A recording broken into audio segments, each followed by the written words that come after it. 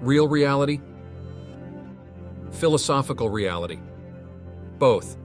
To any individual living on Earth, reality is the solid ground and the life they see around them, but medically it's a lot more complex than that. A great deal of what we think of as real is created right in our heads. The human mind has evolved to 3 times its original size during the course of the species' existence. Speculation currently holds that the reason for this was the creation of language to express our world, then expansion to include all the abstract notions that encompass that expression. Reality is a result of that evolution. What we create in our brains is what we call real. But is it? In a sense, yes. We all believe things that aren't true. We remember events that never happened or remember them differently than they happened when we read a book of fiction. We create that reality in the most literal sense. The book will be real, every bit as real as the other information we take into our brains. This is all the result of the smattering of things that we remember. Yet the realities we create can be very strong, of course. And that's what psychiatry is all about, readjusting realities. This was from Mike McKee, Memories, 1987.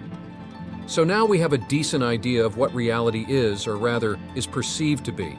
You, your friends, and almost everyone about you all agree that radios can be tuned to pick up some pretty nice music. Do we all conclude this must be real? Yes, the majority rules.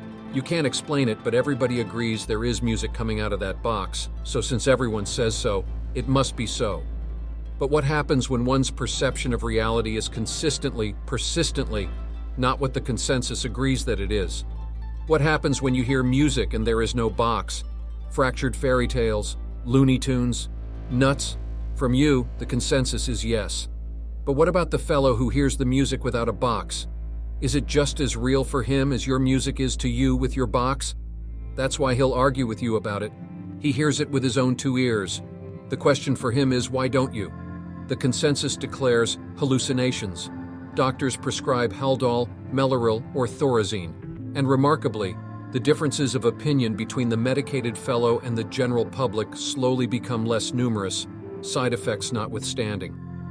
But again, the realities for both, the nut and the masses of normal individuals, are all inside the head. The only difference between the two is that with the one, there is only one to embrace the fabric of reality, while with the other, everyone considers the reality to be the real one. Or is there a flaw in the masses' concept of reality? Where do optical illusions fit in? Or prestidigitation and magic? What happens to general reality when a magician pulls that rabbit out of a hat or the coin appears from behind your ear? Let's go back to that radio box. Can you explain how it magically produces music just by plugging it into an electrical outlet? Is it really a singer, or are you just hearing things and everyone else, to keep from being called nuts, agrees with you?